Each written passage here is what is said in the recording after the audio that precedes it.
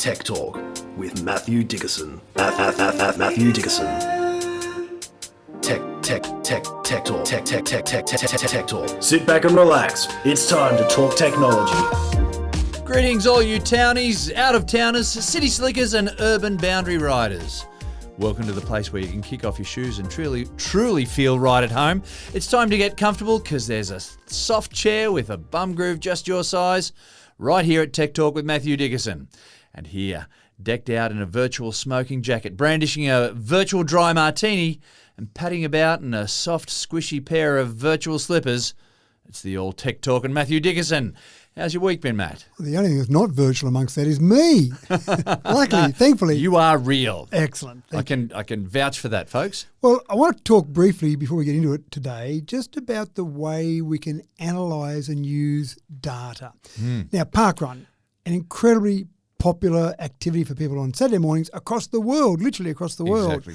And so you've got that, you record your time and people you don't record your time, it's recorded for you and you can look at that and people try and get a PB or best time for the year or whatever it might be. One thing parkrun taught me is if you can't log the data for it, it didn't happen. It didn't happen. So even during the week, if I go for a run or whatever, if I can't write down the details and get all the little facts and put that on a spreadsheet.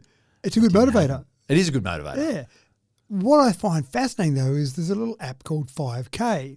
And what they've done is they've taken the information that's in parkrun, which is pretty basic. It tells you how many parkruns you've done, the times where you've done them. But and it's an international phenomenon, folks. It is, so, if you're not aware, Yeah, so you've got all the information, but most people don't go and analyse all that. Maybe their times they would analyse. They look at their times and how that's changed. And parkrun on the site gives you a basic little graph. Each site that you've run out, you can see a bit of a graph to see how you've progressed.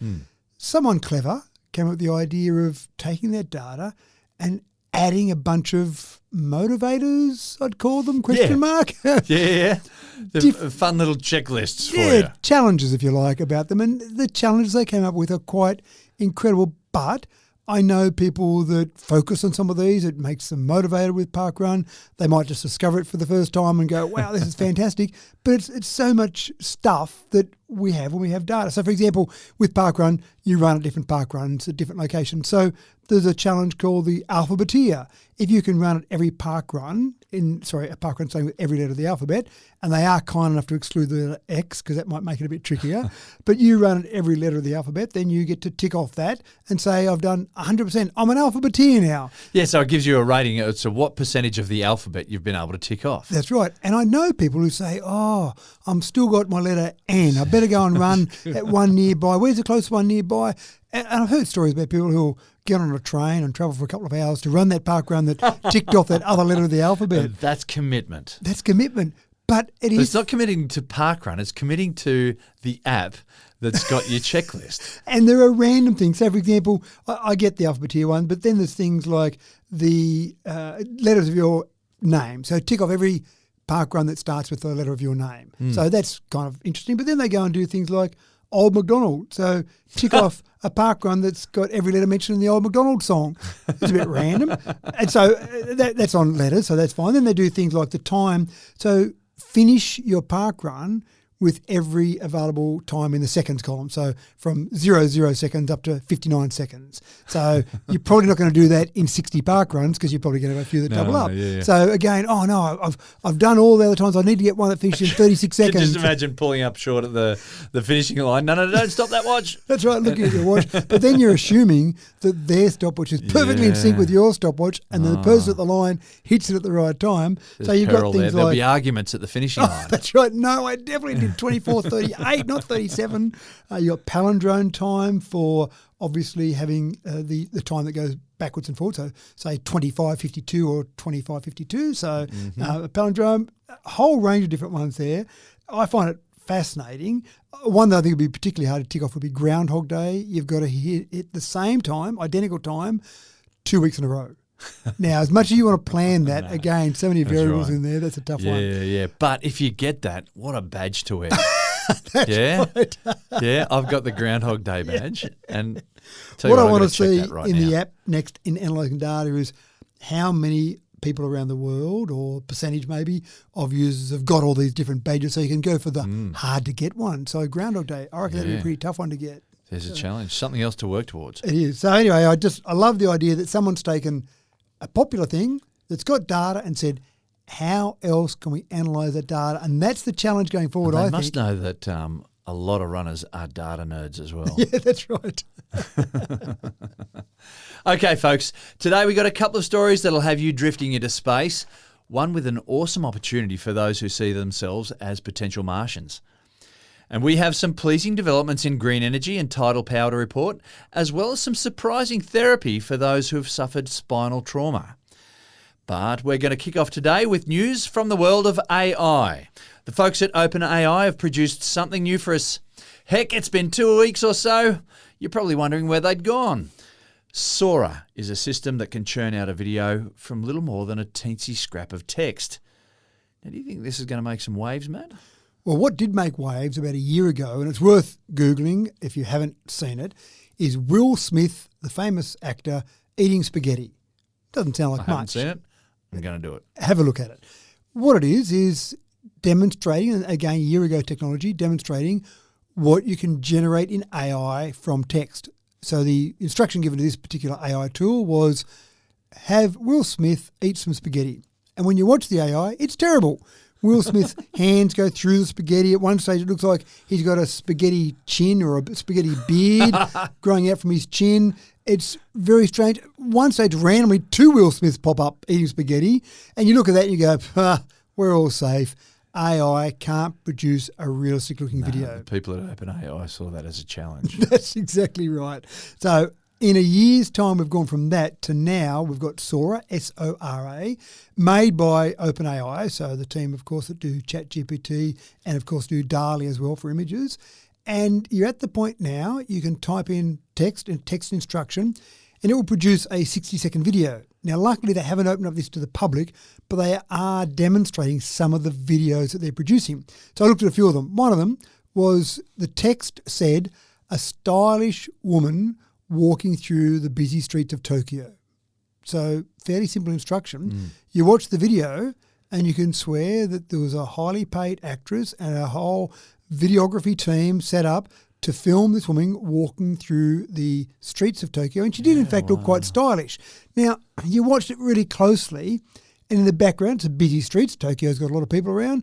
In the background, you can see some people that just their gait was a bit funny. They walked a bit different. Not A glitch in the matrix. exactly. It wasn't John Cleese funny walk type thing, but it was just something a little bit different. You went, oh, that's a bit funny, but you had to be looking for it. If I didn't know that this was an AI-generated video, I'd just go, oh, there's someone that's taken a video of a woman walking through the streets of Tokyo. And it could have been easily just a search of the internet to find a video of a woman walking through That's the right, and I wouldn't have thought any more of it. But when you know it's generated by AI, you're looking at it very closely. I saw another one, so that's a realistic one. That's one that you could go and produce. Another one was the text was basically, give me sharks swimming between skyscrapers. Not something you see that often, but these sharks move just like you see sharks. That often? Sharks in the ocean, where their distinctive body movement that a shark moves with, they were doing that through the skyscrapers. And you just go, wow, if I was a director of a film and I needed a scene for whatever reason of sharks flying through skyscrapers, it'd be a lot of work to set that up. In this scenario, it was type the text in, sit back for 30 seconds and then bang, there's my final version. So it is quite scary. Now, where are we at with all of this? Well, Sora has got potential to be a great tool for those spreading misinformation. We've talked about it before, US elections this year. There's going to be a ramp up of different tools that are trying to direct voters a certain way.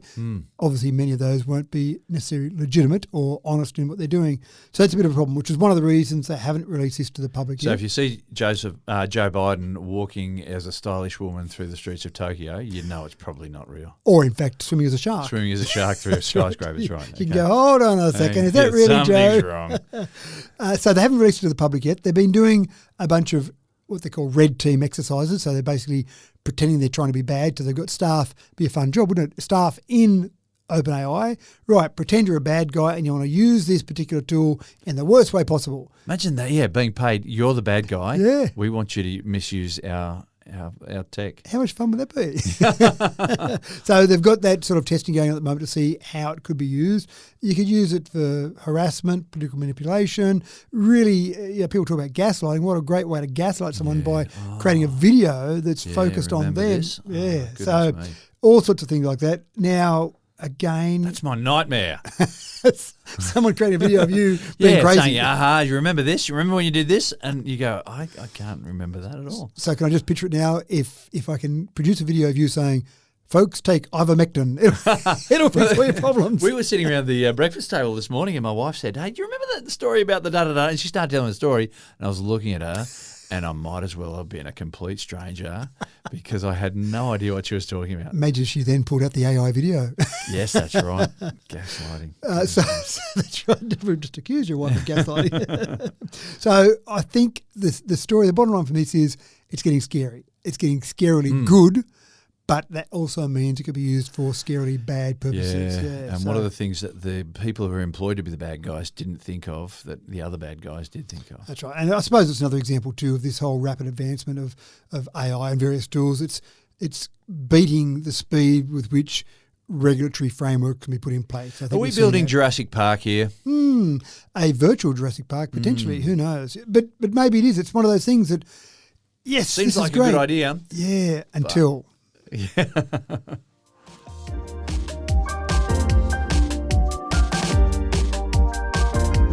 NASA is taking another step towards colonising Mars, folks. Our ability to create realistic simulations improves every year, and NASA is currently casting its net for volunteers who are happy to take a year out of their life to simulate life in a Martian colony. Matt, you've got the deets. I've got the deets, and sometimes I think, wow, that'd be cool fun. It would be, but then after a week... Yeah, for a year? For a year. Oh, gee. Well, one of the big tests for these people is how well they can get along with other people or how they manage things when they're not getting along. Because there's nowhere to run, nowhere to really hide. I've lived with flatmates that a day is enough. Yeah, and so yeah. it's good that you can get out of the house when you're living with certain flatmates. A while back, it must be at least 5 or 6 years, they had an experiment about the 6-month or the 12-month trip on the spaceship, and they just set up some shipping containers. And these people had to inhabit these shipping containers. And apparently the deal was that if someone they had a delineated corner, a little marked corner, that's their private corner. If they're there, no one talks to them. Yeah, you don't even ask what's wrong. You just let them be in that corner by themselves. Oh, so this now is assuming you've survived that trip. Yes, you've been in the right, shipping container, you've got to the other end. Now they're simulating living. Mars, the Martian landscape. So this is applications open. So for our listeners out there that are keen, you can put an application in right now. So April the 2nd, you've got to apply. That's right. I thought they might have put April the 1st, but then they might have thought it was a setup. Yeah, right, that's a problem. So you've got a little bit of time left to apply, April the 2nd. Now, they've got specific people they're after. You've got to have a master's degree in a STEM field, so engineering, computer science, etc. You need to have... So you can't just walk off the street and go, hey, I look handsome. No, I can't walk through and say, oh, I wouldn't mind free board for a year. Yeah. You've got to have 2 years of professional experience in a related field or 1,000 hours of piloting aircraft is required. One thing I thought made a bit of sense, non-smokers. So you can imagine sitting there in your Martian environment going, just ducking out for a quick smoke here. I assume that includes vapors as well. Yeah, I hope so. 30 to 55 years of age. And so you then put your application in, fill all these details. In the questionnaire, you've got to try and show how you're going to handle things like dietary restrictions and communication delays. Because when you think about it, Mars averages about 225 million kilometres away from Earth. But because we're in orbit around the central object being the sun, it varies. We could be as close as 54 million kilometres or as far away as 401 million kilometres. Now, 401 million kilometres, if I'm on Mars, I want to talk back to head office or Houston. You cannot have a conversation. It's a 22-minute delay, roughly, for the signal to get from me to Earth. Yeah, so you ask me a question. That's right. I have to wait 22 minutes to hear that question. Then you have to wait 22 minutes to hear the reply. That's right. So the best I'm going to do is 45 minutes, say, assuming you enter the question almost immediately, 45 minutes, and I get the answer back. No, you didn't understand. I meant this. 45 minutes later. So hard to have an argument. So you've got those sort of things. So that's what they're doing. They're simulating that as well. So yeah, they did that on that other simulation I was talking about as well. Yeah, the whole delay in communication. Yeah. And what that does to your psyche when you can't talk to your loved ones. or can't talk to anyone about anything, especially if there's a problem. So they do actually have some fun from the outside. I can imagine this would be lots of fun where they simulate a problem. Hey, let's go and pretend this is just blowing a widget, or they need to replace a gasket or something, and then let's see how they react to that. And of course, when you're in there, you go, oh, I should ask Houston what I should do. I'll ask, waiting around, 45 minutes, we're going to wait for this emergency. Yeah. It's a bit drastic to wait this there. isn't, I mean, it's not the first time people have been cut off with communication. Your early settlers, European settlers here in Australia, look, you were waiting for, 6 months, year, maybe longer, 18 months even, to get letters to and from, and it was all communication by letters, wasn't it?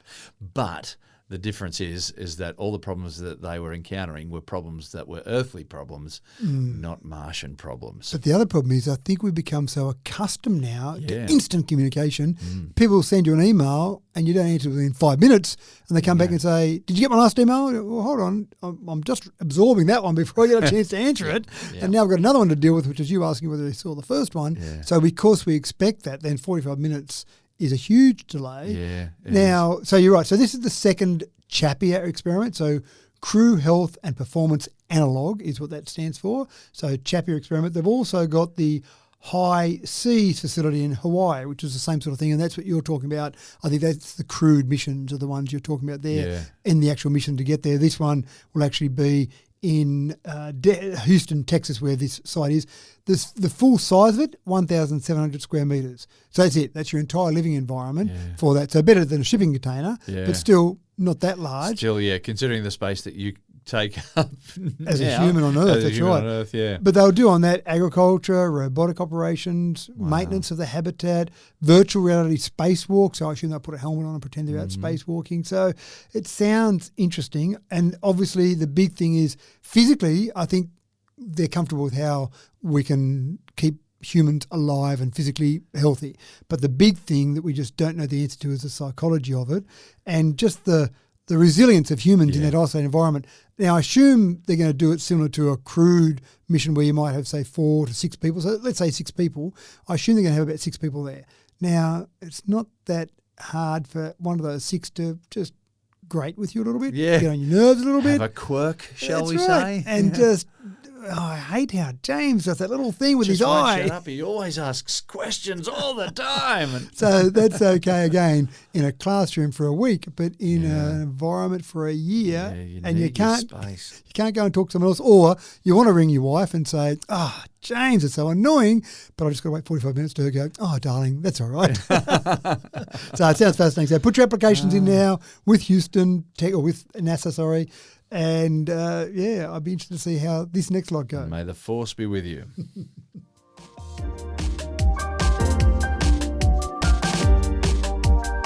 Various advocacy groups have, for a decade or more now, been warning of the damage to mental health brought about by social media platforms.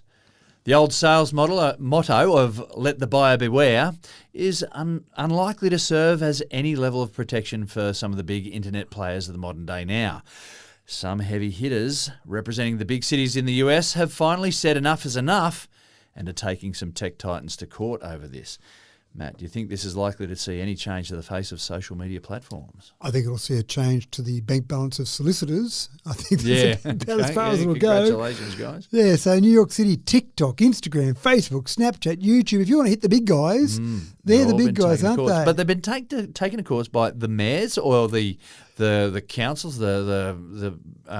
I don't know, which group? Well, this one is the New York City, so the mayor, various health organisations, so the city itself is taking them on.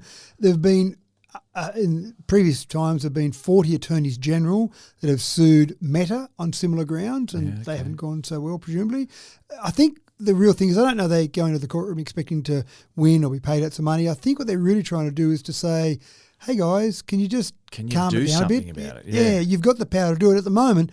And the problem is I read some of the things and they talk about the fact they're being accused, for example, of designing addictive products. Well, we better sue every manufacturer of yo-yos, because surely back in the day when yo-yos were a craze, or Rubik's Cubes, when they were the craze, then they were addictive. And isn't that what you want to do? If I'm a toy manufacturer, you want people to play with your toy. I'm trying to design something that's addictive, fantastic.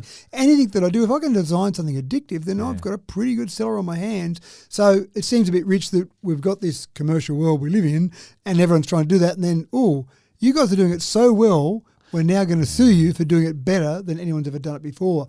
They also argue that they've violated, this is the New York City one, they've violated the city laws related to public nuisance and gross negligence. So they're clutching at straws a little bit, I think. But again, it's just one of those things. It's all been brought on by the fact that the educational and health services in New York are apparently strained with mental health impacts, and they're linking a lot of that back to kids using social media. Now, for example, Facebook, I remember when my kids were starting to use Facebook when they were younger, and you had to say you're 13. Now, the only proof you had that you were 13 was you put in your date of birth. So many people out there I know now, when they look at how old they are on Facebook, they're a couple of years older than they really are, because they were 11 and they put in their age as 13. So there's no policing of it. Obviously, the idea now is to get a bit better at that and actually have some sort of proof of ID. But it is... There's no doubt about it in my mind. It is changing the minds of young people, but trying to sue them, is that the solution? Maybe parents, sue the parents because they're letting kids play with these things. So, it's an interesting thing. Now, when you talk to those companies, they say they've got a whole range of things in place, and different companies have responded in different ways. TikTok said they've got safeguards for teens. They've got parental controls there, so the parents can have some control on it. Google said that they have emphasised their commitment to providing a safer online experience. They didn't actually say what they're doing, but they're saying that. Meta, which is the parent of Facebook, decades-long effort to ensure safe, age-appropriate online experience. So they all talk about the things they're doing to try and make it better, but is it making it better? It's an interesting one. So I don't know where this will go. I suspect nowhere, but if anything, it just highlights to people that this is a potential issue. Maybe think about it when your kids are using it or when you're using it yourself. And I think, like a lot of things, it comes down to education, doesn't it? And so we'll see programs in schools, and it'll be commonplace, the social media education programs. Yep. And how to manage yourself on social media. Because the tool can be fantastic. I mean, what a great way for the modern version of pen pals to talk to people around the world. What a great way. Wasn't it just designed for university students to be able to make connections? Just on campus, and it just blew up from campus to the world. To the world, yeah. But again, that all sounds great, and used properly, great way to keep in touch with people. I talked to a friend of mine, actually one of the grooms of my wedding, and he rang me the other day, and I hadn't chatted to him for a couple of months, and we were chatting away about different things, and he wrote off a couple of things that I've been up to lately, and I went, I haven't, and no, I saw it on Facebook. So again, it's just a nice way to keep in touch. Yeah, we stay in touch, That's right. But, and I like getting connections from old school friends. You know, they look you up and they send you a friend request or whatever, and it's nice just to touch base with these people and see what they're up to. Yeah, and see how long it takes before they ask you for a loan. Yep.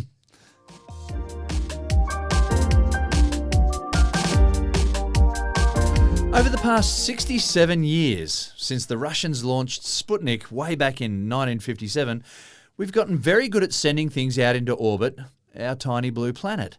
It's estimated that there's approximately 8,377 active satellites orbiting above our heads today. The dead ones sometimes crash back to Earth, that's sometimes.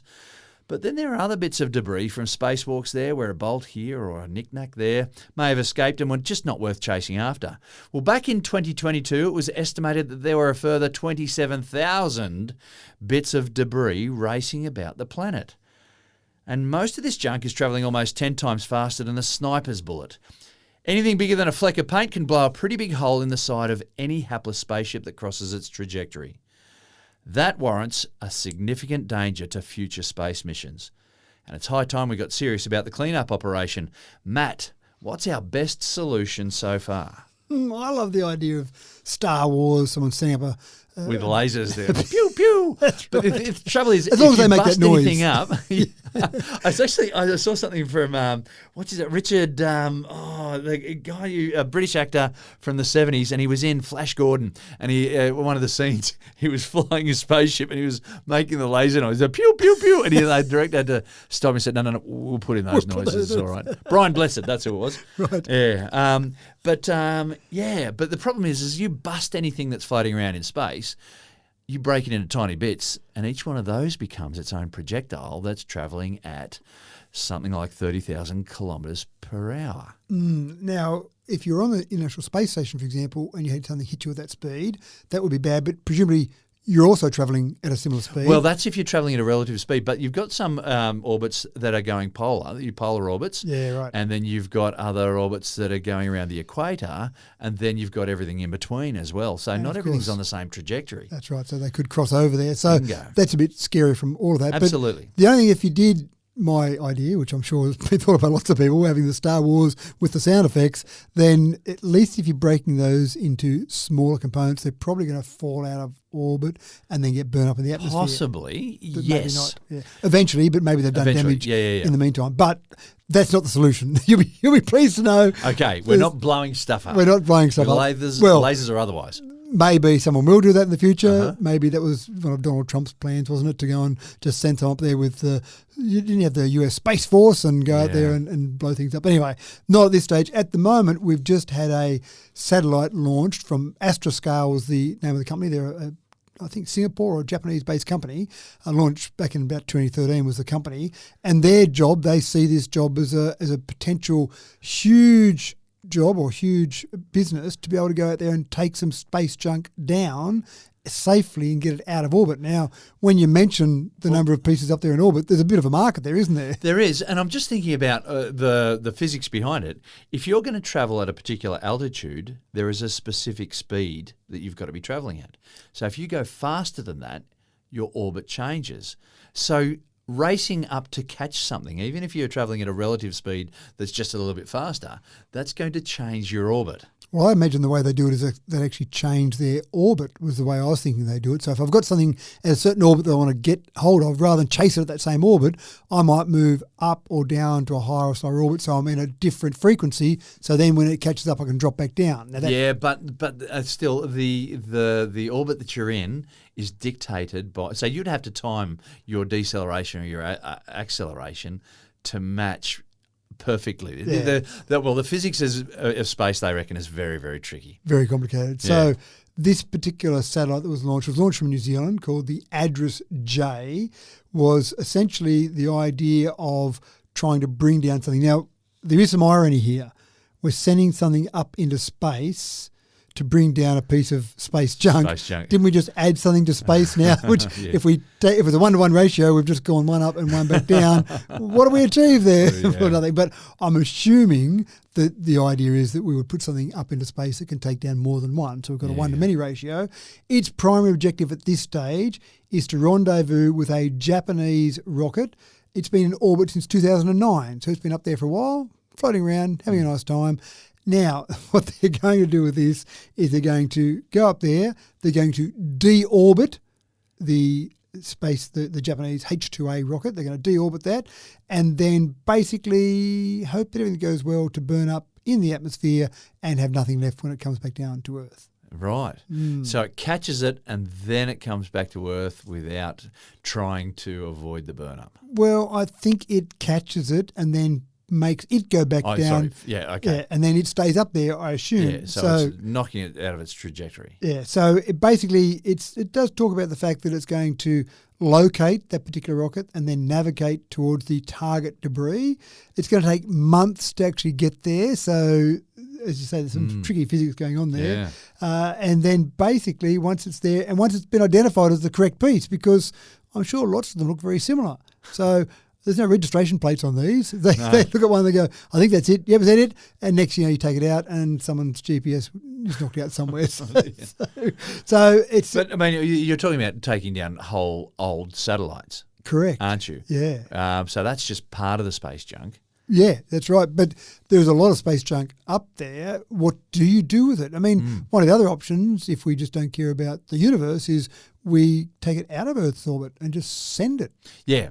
That So might be give an it a option. nudge, give it a special nudge just to get on another trajectory somewhere. Go over there and have a look at something over there, and off it goes, and it just keeps going, presumably till it maybe runs into something or not. So there's a solution there, but this solution seems like an incredibly expensive solution, a slow solution. We're talking about months to actually get this one piece of space debris and then obviously deal with that, and hopefully they get it right. We all remember the Skylab from back, when was that, 77? The Skylab came down. I remember Skylab. Yeah, now that's one of my earliest memories of the news stories. Yeah. Right. Well, that one was lucky. I don't think they had any control over that, as far as I can remember, back to 77. It was just duck was. and just keep your eyes to the sky. That's right. Hope you don't get hit. Now, if that came down in the middle of Sydney or the middle of New York, Bingo. Then you've got some damage. Yeah, a lot of people that are no longer with us. It didn't come down there. It was outback Western Australia, I think. Yeah, that's right. So it landed on our patch of the world, but just luckily that no one was no inhabitants there. So it's a big picture solution. Don't know what we're going to do with all of that space junk up there. The numbers you mentioned, just crazy numbers, and they're increasing all the time. I mean, not this is space junk, but you think about Starlink and the number of satellites being launched for Starlink. So again, you've just got. I remember that was one stuff. of the counter arguments to his project, saying you're going to send up all these tiny little satellites. They're eventually going to become space junk, but there'll be even more of them than we've got before. Well, if you're going to put in a wind farm or a solar farm, your planning has to have the decommissioning part of that process in, say, 30 years' time when they're no longer of any use to someone. What happens with Starlink? I mean, who's keeping control of that? Who's saying, okay, you're going to put it up there, and I'm not picking on Starlink here, anyone.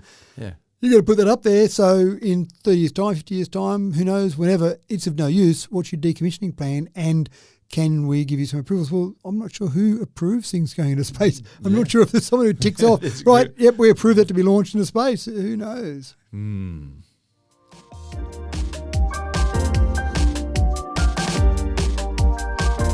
The pursuit of viable renewable energy solutions has become somewhat of a boom industry.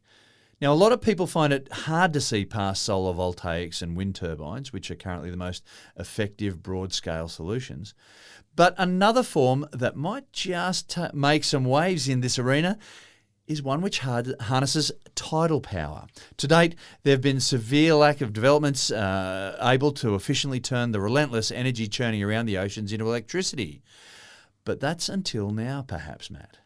Well, it's getting there. I saw things with tidal power years ago, and I thought, this is definitely a solution. Well, yeah, you've got all those waves churning, but also the currents below the ocean due to tides coming and going. Yeah. And we want something that's repeatable. So people talk about, what about when the wind's not blowing? That particular wind turbine's not going to blow, not going to turn, so no electricity. Tides are pretty dependable. They are. And they put wind turbines on places where there's a lot of wind, but there are still some times where the weather changes, whereas tides, whenever the moon and the sun are still up there having an influence on our water, we're going to have those tides coming in and out. So that seems to make sense in terms of a renewable source that's fairly consistent. That's great, but for whatever reason, they don't seem to have taken off. Now, this particular one, this Swedish energy startup called Monesto, seems to think that the problem in the past has been the size. It almost seems like, when I read through the information on this one, it almost seems like they were saying, yeah, they've tried it before, but they try to make them too big. It was almost as if they said, let's put one in so big we can run New York City with one unit, and then they found problems with that one unit. They seem to have taken a different approach where they've got two devices. One's called a Dragon 4, one's called a Dragon 12. The Dragon 12's a bit larger, and when I say they went too big in the past, it's still fairly large. It's about 12 metres wide, and there's about 30 tonnes of mass in it. So it's still not something you just... Significant. Yeah, you don't put it in the back of the trailer and take it down to the ocean and drop it in. But that there will generate about 1.2 megawatts of power. So that's not too bad. Now, what they do talk about is putting a number of these together. Now, that is about 1,000 homes that'll generate enough power for. So that's still pretty good. But they make the Dragon 4. Now, the Dragon 4 is much smaller. And given the fact Dragon 12 is 12 metres wide, I'm assuming the Dragon 4 is 4 metres wide, although I don't have that information. But it only produces about 100 kilowatts. So obviously significantly less than the Dragon 12. But where they talk about this one, within a day, you could basically take this to somewhere, drop it in the ocean, have something tethered back to the land, and you've got power. So I'm thinking here, tsunamis or earthquakes or some sort of natural disaster that's near the ocean. We need power. We've lost all power for whatever reason. Quick, let's drop some of these in. 100 kilowatts, again, you're not going to power the whole city, but you're going to get enough power for some emergency services or hospitals, just some of the things that you absolutely need. This size of that is less than a shipping container. So you can even put some people that want to go to Mars on there as well.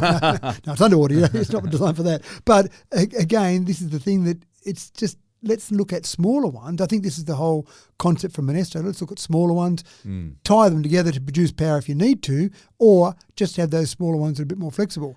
And when I read this and looking through the research on this, what really, the light bulb that really went off for me, which I think we've talked about before, but I just went, you know what? I've worked it out. I've worked out the single most effective solution to producing power, getting away from coal-fired power station. And the single greatest solution is to have a variety of solutions. So to have wind and solar, to have tidal power. So you start to combine different ways. There's other ways out there as well. And then the storage of that power we've talked about before with hydroelectricity, with water storage, or with gravity dams. I talked to someone the other day about CO2, compressed CO2. So when you've got extra power, you go and compress CO2. So you're basically driving down some sort of piston, I assume, and then you've got it there, and then, we need extra power. Then you slowly release that to actually come out and start to spin a turbine. So there are so many different options and clever ways of doing it. I think this will be the thing. We will have a range of different solutions, including some tidal power. Works great for people on the coast, obviously, not so much for people inland. Well, the whole idea of having many, many units, I mean, that's what we do with solar voltaics, isn't it? But it's also kind of the Google way of operating. We've gone away from having huge mainframe type servers to having just a whole bunch of smaller units that can be easily replaced and easily maintained. Yeah, that's right. And then the challenge, of course, is how you tile that together and make it all work, because that gets a bit tricky with electricity as well. Well, that's right. I mean, I understand that this is all about turbines spinning due to the tidal currents under the water. Is that right? Yeah, it's basically got the tyres that moves in and out. It's actually spinning something. So if you've got water moving through, say, a turbine, then it's going to absorb some of that energy. You're going to have a weaker current coming out the other side. So, it'll be interesting to see how you can place it and how it can all work. But so you're saying don't do it where people go surfing and they love the big 12-foot waves, and suddenly you put these in and you're dropping down to 6-foot waves. Well, who knows? Maybe the addition of these might make the waves even bigger. Might make them barrel more. And maybe we'll do that. Or you could even, and I hadn't actually thought of the secondary effect there. You're obviously changing energy, so you're not creating energy, you're changing it from one form to another. But if you had somewhere that was getting a lot of erosion, some sort of coastal area with a lot of erosion because you've got big tides coming in, putting something like this in could produce power, but also might just reduce the severity of those. So you might have an impact there. But I'm sure the researchers weren't looking at that, and maybe it's just a bit random of a thought from us. No, dropping hints to the engineers.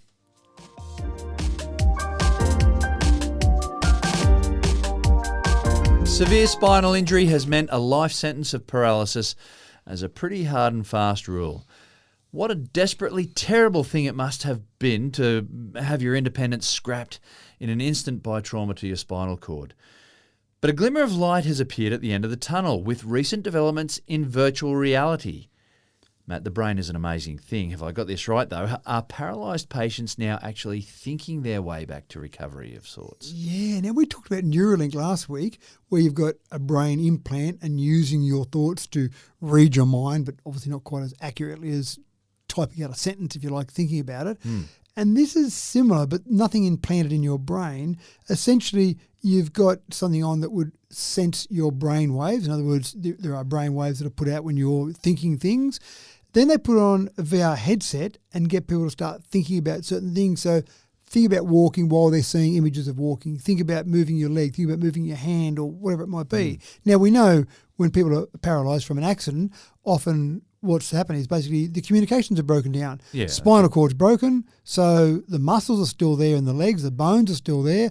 All the things you need to operate are there. You just can't get a signal from the brain down to go and operate them. That's right.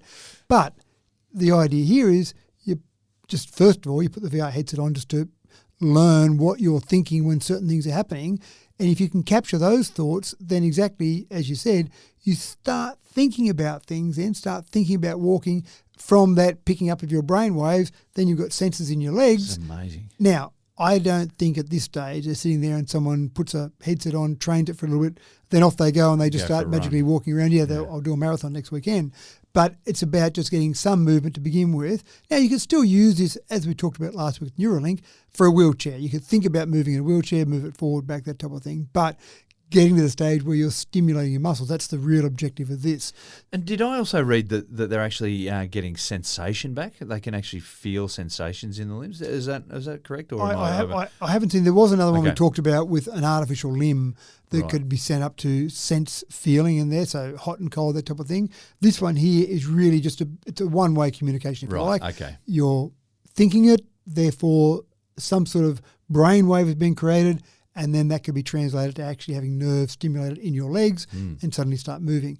I would, if this works as well as I hope it does, it's 3 years minimum before anyone actually starts walking with these. 5 years probably. Yeah. But it's a good step in the right direction. Yeah, what an amazing sort of way of solving a problem. Yeah, it is quite an amazing way. And I don't think we realise how many brain waves we're putting out when we're actually thinking about certain Also, things. how fantastic nerves are. We know how fragile they are and easily damaged they are, but the way that the body can repair itself. I did see something about severed spinal cords where we used to think that it was a case of trying to rewire, say, 1 million different wires together that have been cut, and how complicated that is. But to make any sort of connections, the brain can then work out how to operate your leg.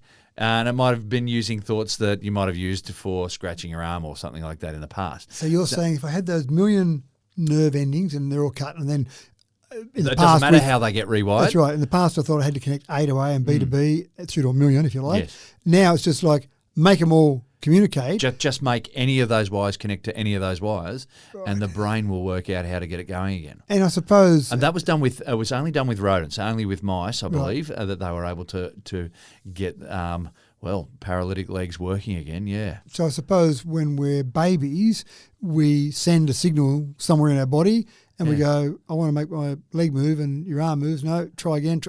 That's it there. Now, we take years before we can walk or a year before we can walk. Again, sounds like the same sort of concept. Start thinking about that. No, that was my arm. Damn it, I'll think something else, and eventually get to the stage where your brain says, no, that thought Reteach makes yourself how to walk. Yeah, wow, that is fascinating. Yeah.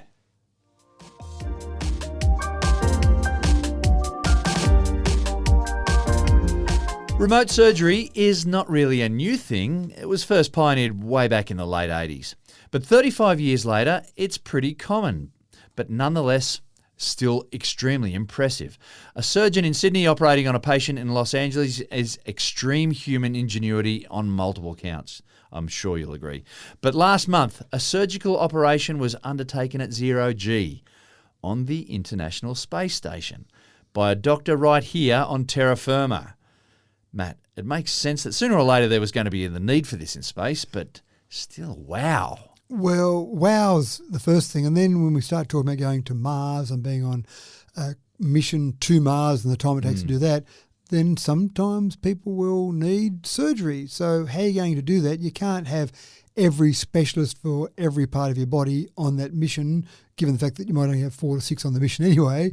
So remote surgery is going to be a thing. Now, there's a couple of things there. One is obviously, sure, we've got remote surgery now on Earth, but the delay and latency with that is pretty minimal. Time delays. Yeah. That's right. Go to 400 kilometres where the ISS sits, and it's still a minuscule delay, but there is a delay nonetheless. Obviously, you start talking about 22 minutes or 45 minutes when you've got a delay. That's an that issue. becomes a bit worse. So you need to get to the stage where these devices can do some of the stuff that you need to do. So, for example, if there is blood pooling, then it needs to be able to suck that up without waiting 45 minutes to go, oh, I can see blood pooling. So sorry, he's already gone 40 minutes ago. He's bled out. Yeah. So that's an important part of it. So what I thought of as well is what happens in microgravity. When you're on the International Space Station, you're not experiencing a lot of gravity. So in a normal operating surgery theatre, then an incision is made in the skin and there will be blood that will be pooling there, and maybe someone and sucks sits it in a up. nice little puddle and a predictable puddle, so you can deal with that as you will. That's right. But in zero G. That's right. What happens then? So do you start to get blood floating around? How do you control that? How do you make sure that as you cut, that blood's going away somewhere so the surgeon can keep seeing it? Makes an accidental snick of an artery spectacular. Makes I hope they're not thinking about look that. like a horror movie in an instant. I can just see it now. So they've done this now, and they didn't do surgery per se. They've actually used a robotic arm, and they did surgery on something that was basically rubber. So they didn't actually go for a person to begin with, which is fair enough. You kind of go, you're going to do what to me? Can you do a practice first? Yeah, that's right. And I've actually got nothing wrong with me, so you really need to cut me open. So that'll be the other problem. They normally like fit, healthy people going on the ISS. So we're looking for someone that needs to have something cut out of their arm to go up to the ISS while we cut it out of their arm. Or someone with a dodgy appendix. Yeah, it'll be okay. I'm sure it'll be okay. If not, we'll just get you back down to Earth maybe. So they've done this now. They've been testing it and doing some work on it. They're doing simulated surgery on the ISS, robotic arm, it's gripping, it's cutting, it's doing what it should do, and there's someone down here on Earth controlling the whole lot. So sure, it makes it a bit easier too when you go to your local doctor and they say, sorry, we can't possibly do that now. The specialists in some city that's a few hundred kilometres away. Well, hold on, they did it when they were on the International Space Station. Surely you guys can do it for me.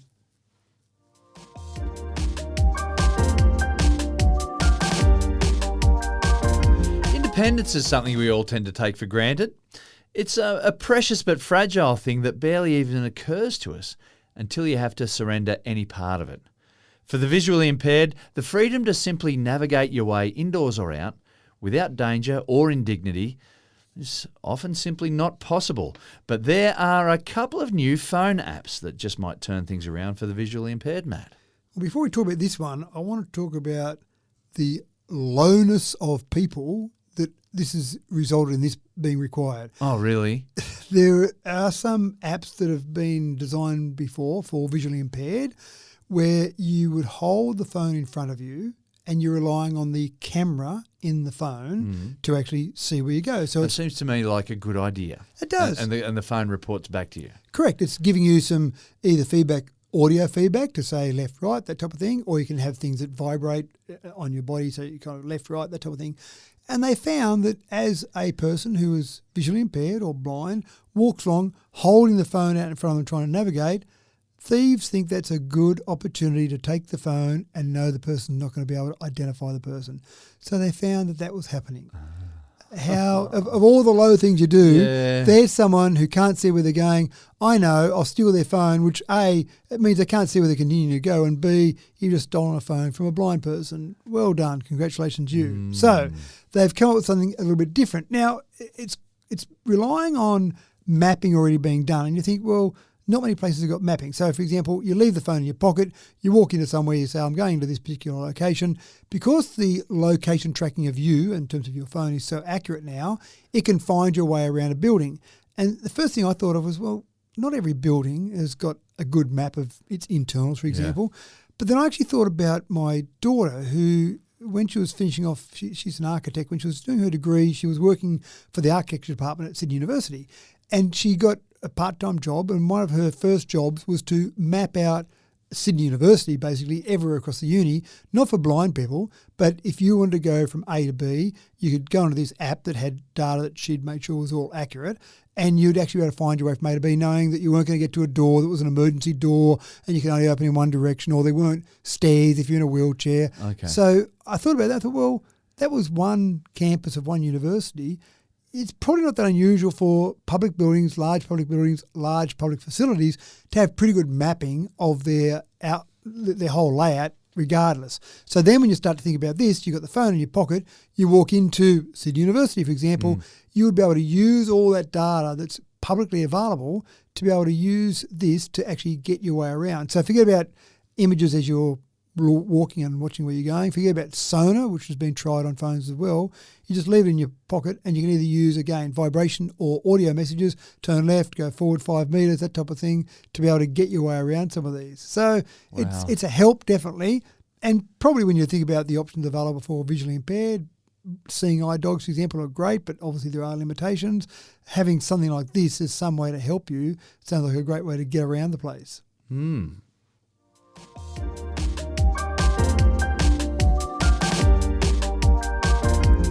today's episode has had a big focus on medical science, and we're going to finish with a very big one, folks. I've said it before, if there's anything you cannot print in 3D or do 3D printing for, well, I don't want to know about it. The list of un-3D printables just got one item shorter with a pioneering development in printing brain cells. Matt, printing brain cells. There are a million poorly directed un-PC jokes that are going to stem out of this story, I just know it, but this is real. We can now print brain tissue. This is real-ish. So, real-ish. We're not talking about printing brain cells and putting them into our heads. Right. Oxford University... But having an artificial brain outside our heads, that's the stuff of horror movies. That's right, plug it in. Just like, an external USB drive. Oxford University have created a method to print brain cells, human brain cells, with 3D printers. Now, the way they're using this is to basically see how different things impact the brain. So, for example, you've got some 3D printed brain cells and you take a particular drug that might be being used in medical science or maybe want to be used in medical science, and they use that to see how the brain would react to that. So it's being used or will be used to basically continue to advance medicine on good old humans. Let it be done on some 3D printed brain cells first, maybe then progress to rats and mice, and then eventually we know we're pretty happy with this and away we go. Now, if you can 3D print some brain cells, though, you can try lots of experiments and you're not harming rats or mice. You're not having to get all these live animals to do experiments on. You can just keep 3D printing. Let's go and test that out now and see how we go. And when someone accuses me of not having two brain cells to rub together, I can easily print at least 4 or 5 more. There you go. Take those. There's 5 of them. In your face. I then started to think, though, maybe if we could 3D print brain cells and stick them in our head, would that do away with the entire education system? So, look, I'm thinking about being a solicitor. I don't know why you want to do that, but just pretend. And so can I just get the 3D printed brain cell option for solicitor? Thanks very much. And they still need to be programmed. Well, do they? Can we just say, I want some pre-programmed 3D printed brain cells? So, again, we don't really understand memory, do we? We don't understand much. We understand repetition is good, but we don't understand much more than that. 3D printing them, what information has that brain cell got in it when it's 3D printed? Is there anything like we've got in our brain cells? It's a bit of a mystery, but I think we'll learn more because it's a bit hard to say to someone, I just want to experiment and stick a neural link in your brain, for example. Not sure if everyone wants to do that, but experimenting on humans to find out what's going on is a bit tougher. But if you 3D print some, I think you've got a lot more you can actually do with it. So we might understand eventually memory, how it works, how we remember things. We kind of know how it works on a hard drive in terms of aligning particles and getting ones and zeros, but in a human brain cell, it's a bit tougher than that. Well, we're one step closer to combining the two things together. One step of many steps, probably. And, well, that's all we have for you today, folks. All my bags are packed and I'm ready to go. I'm stepping away from the microphone. We've reached the end and I hate to let you go. But I'm leaving in my EV. I'm heading home to watch some TV. Anyway, thanks for a cracking tech talk, man. I was enjoying that. I was sitting back listening away. I was thinking about how am I going to sign off this week, and then I got carried away. Sorry about that, folks. That's enough of me singing. Some big news today, though. A bit of space surgery, life on Mars approaching closer and closer every day, and some encouraging news for spinal injuries. There's a whole bunch of gifts right there, Matt, and still 10 months until Christmas. So I just want to know if I go in and put my application in for my Mars simulation. So do you think we'd still be able to do the podcast? But I'm not sure how well it would go with a 45-minute delay each time we want to talk back. We're going to need a producer to do some editing. We might need a few hours, a few weeks to do a 45-minute episode. So I'm not convinced I'll put my application in just for the sake of this podcast. Well, thank you for your consideration there. And thank you for tuning in again, folks. The harvest of technology bears some juicy fruit, and we like to pick only the best here at Tech Talk with Matthew Dickerson. I'm your host, James Eddy, and we're looking forward to catching you again next week for another bountiful episode. Bring your biggest basket and we will load you up to the brim. See you then again, folks.